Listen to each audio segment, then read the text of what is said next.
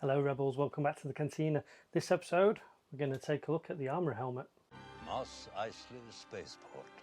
You will never find the more wretched hive of scum and villainy.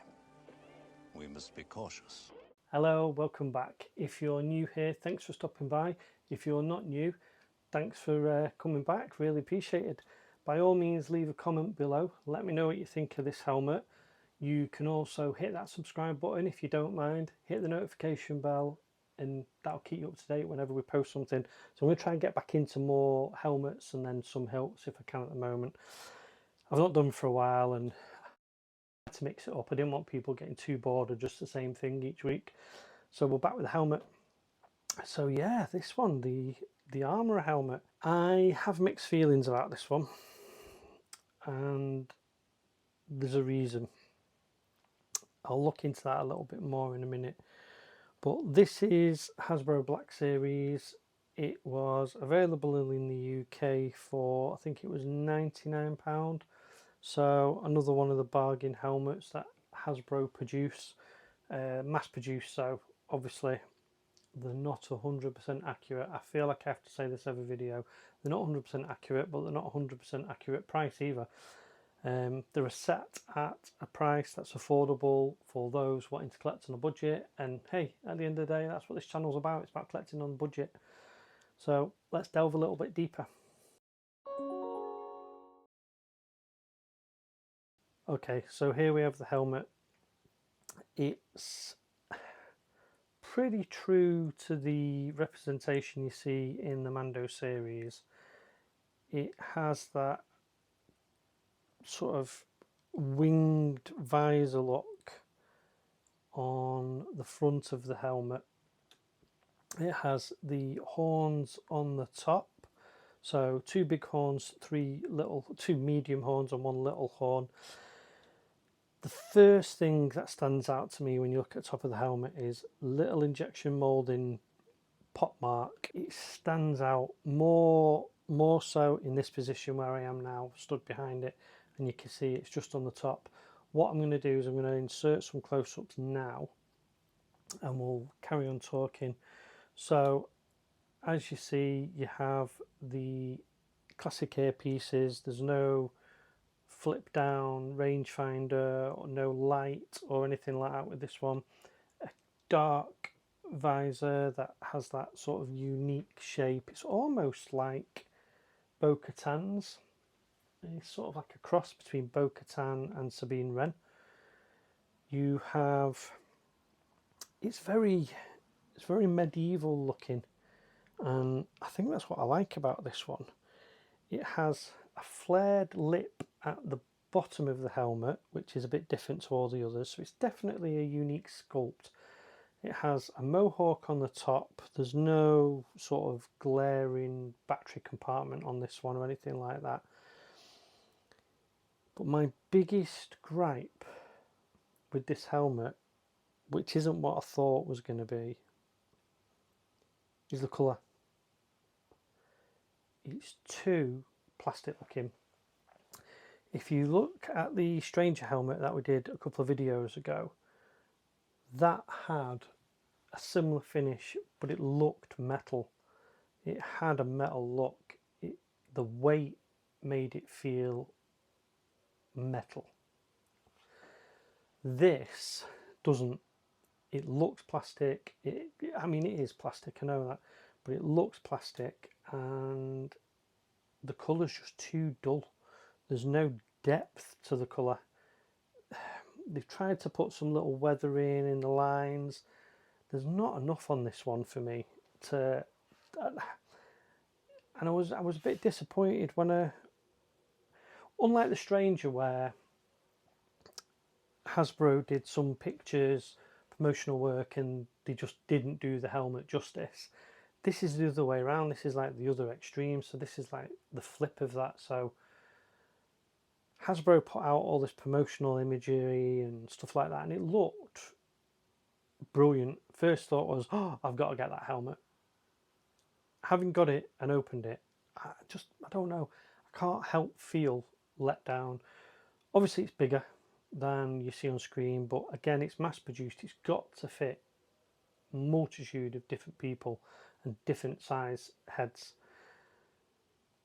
This is also like the Khmer, as in it has those daft little lights on the inside. I think they call them courtesy lights or welcome lights or something like that. I can't remember. They're just pointless. They're needless.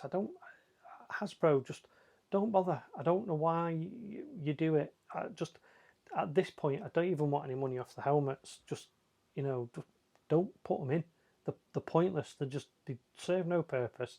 They flicker. They're more annoying than welcoming, and it offers nothing.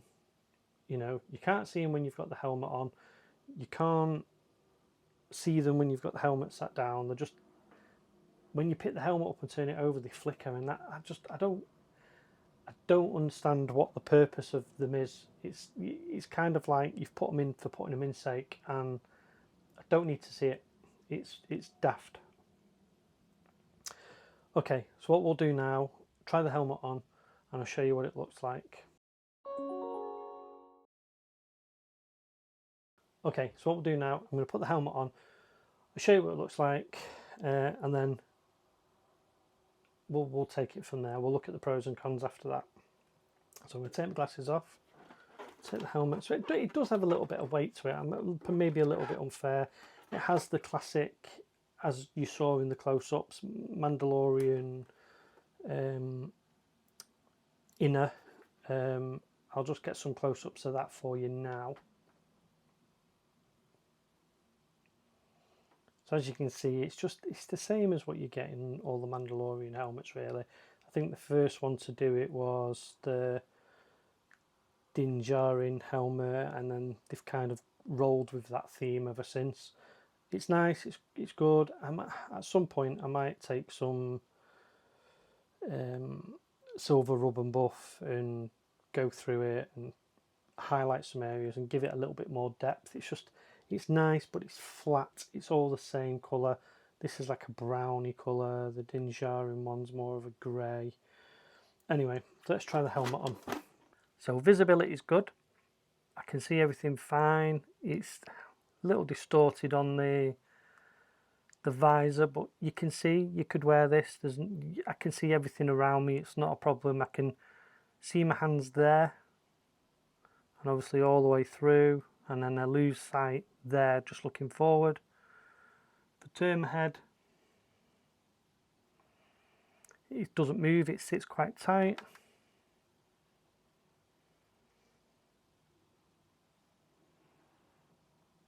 If I lean back, it slightly pushes on my nose here, but other than that, yeah, it's comfortable to wear. Doesn't feel too heavy, doesn't feel off balance. Rocks a little bit forward when I leave my head forward, but other than that, it's fine. So yeah, so it fits fine. It doesn't feel too heavy on the head. There's a bit more weight to it than I probably gave it credit for earlier. You can move.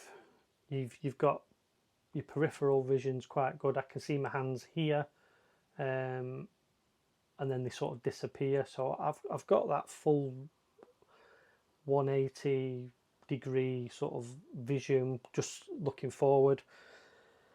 Yeah, it's got the adjustable strap inside. You could take it out. This one has the spongy padding at the bottom. Some of them, like the Sabine Wren, have a hard one. Again, Hasbro, just make your mind up. Put the soft ones in, put the hard ones in. Don't keep mixing them. It's frustrating. Just stick thing. So let's have a look at the pros and cons. Okay, so let's discuss the pros. So the pros are, initially, it looks good. It looks nice. It's a unique shape, a unique sculpt. It's comfy to wear. It's not too heavy. You could wear this one for a prolonged period of time. I think you'd be okay cosplaying in it or role playing in it, however you want to describe it. I think it's nice to have this unique design with the horns on the top. I do think Disney are going to take advantage of that and maybe make some others that are similar. Yeah, I like the flare at the bottom. That adds something unique to it. overall, it's pretty nice. There's no glaring, obvious, obnoxious seam lines to hide any, to put anything anywhere. You've got battery compartment on the side, sort of under the ear again as normal. I don't think there's anything particularly too wrong with this, bar the cons I'm going to mention now. Okay, so the cons. There's only really two for me. One is the lights. I don't see. I don't know why we have these sort of. I mean, I can't even see them at the moment. There's one here. I don't know what. No idea why we have them. At least with some of the helmets, they've been different colours. Like the Dinjarin one, it adds a little bit more to it. I don't know why they don't. Just you don't need to put them in every helmet. It's most people take the batteries out anyway and just stick it on the shelf. There's no need. The most glaring sort of criticism for me is this colour. I know where they were going with it. I know what they were trying to achieve. There's just no depth.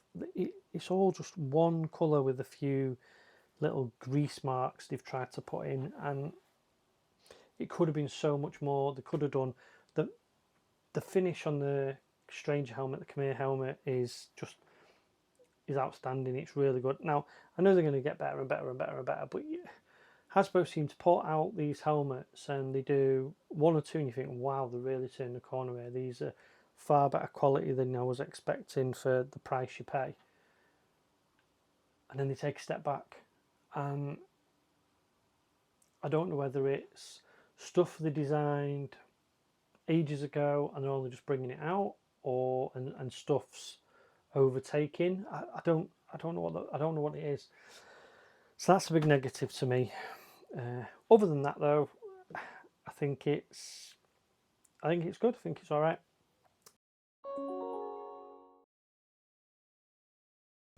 Okay, final thoughts. So this helmet, it's a bit Marmite for me.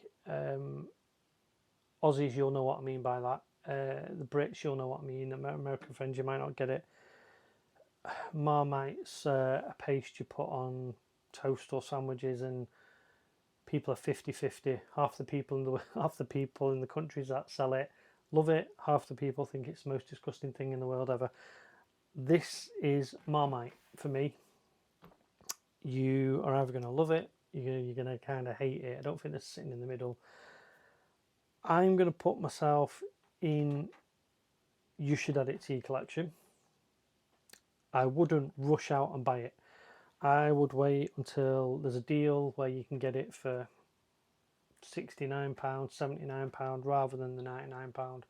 Save yourself some money. I don't think this is a helmet that's going to sell out.